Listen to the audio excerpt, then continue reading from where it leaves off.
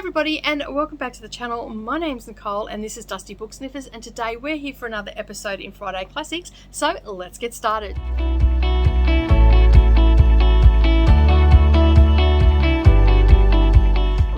Or good evening everybody, and welcome back to the channel. Thank you for taking some time out of your day and spending it with me while I prattle on about the classic books that I have read.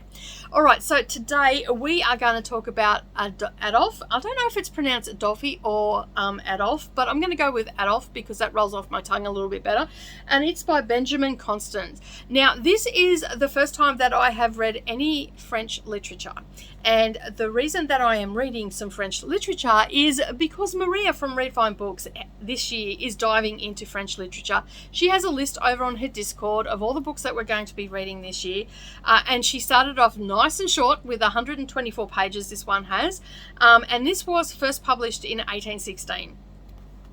So if you would like to read along with us for the French literature that we're going to be reading this year, I will leave a link down to her channel and her Discord down below, and you can go and check it out. We're also doing the Bronte sisters, which you will, if you've been here for a while, you'd already know that because I've talked about that a couple of times on the Friday Classics.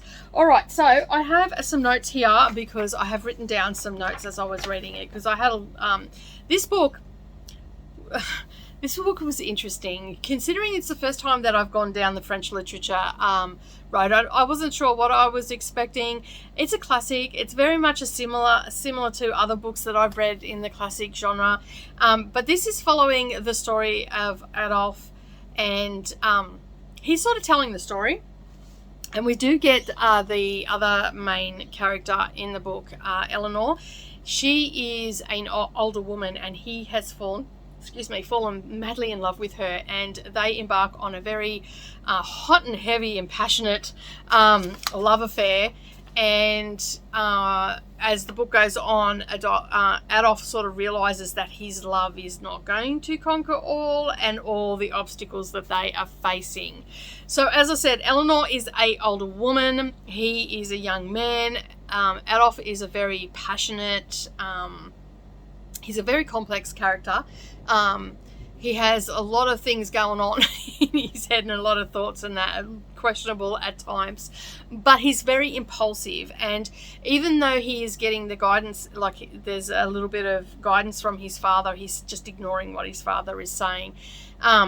He's saying it's fine to have an affair and all that sort of stuff, but you don't settle down with a woman like Eleanor. Now, there was a few things that happened in this book with Eleanor's character. Now, she is an older woman.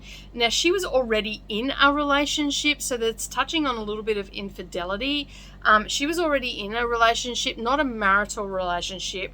And I forget the name that they call it, a courtesan, I think it is how it's pronounced. So anyway, she was in a relationship, a long-term relationship with a gentleman, and she had children with him, but they weren't married or anything like that. So and then along comes Adolphe, and he's infatuated with her, and even though she is constant, like she says no, he sort of badgers her into submission, and then they embark on this relationship. And as I said, he then starts to realize that he doesn't think he loves her as much as he thought he did, and that it's not going to conquer the obstacles that they face and all that sort of stuff. And she's gone into this relationship, which makes her character a little bit questionable. She's ended up going into this relationship with him, leaving her children behind with the first lover, and then also having this relationship with her. Like at the moment, she has a high status in society, like everybody knows who she is. She's going out with someone that's well-to-do, is high up in the social structure and all that sort of stuff, and then she makes this questionable judgment of going with Adolphe, who isn't as high up as the guy that she's with, and leaves her children behind. And so she then essentially falls from grace, for a lack of a better term. She falls from grace, and so she is shunned from society and all the rest of it, but she's still with him. And basically, it's like every decision that she makes throughout this book, she is doing it because Adolphe wants her to do it. And yeah, so she in some way she's a very weak weak-minded character. Although, she's a little bit of I think that's how I'm going to say she is. She's a weak-minded character because essentially she just does what Adolphe says, and he's toing and froing, so he's toing and froing her as well. So one minute they're hot and heavy, next minute he's trying to push her away and leave and all this sort of stuff. So it went around the mulberry bush quite a bit.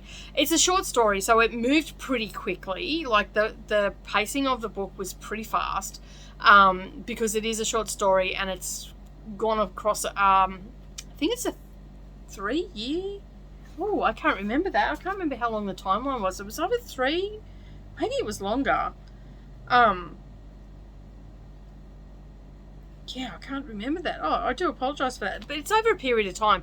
I'm thinking I want to say 3 years for some reason. So it's gone over that time span and them leaving and all this sort of stuff. But there's a lot of toing and froing, and that to me was a little bit frustrating. Great story. It's sort of, the story's covering, the drive to find happiness and love and the human condition and what society expects and all that sort of stuff. So it's got a lot of moral bits and pieces in it and whatnot, but it was just a little bit frustrating because of the toing and froing.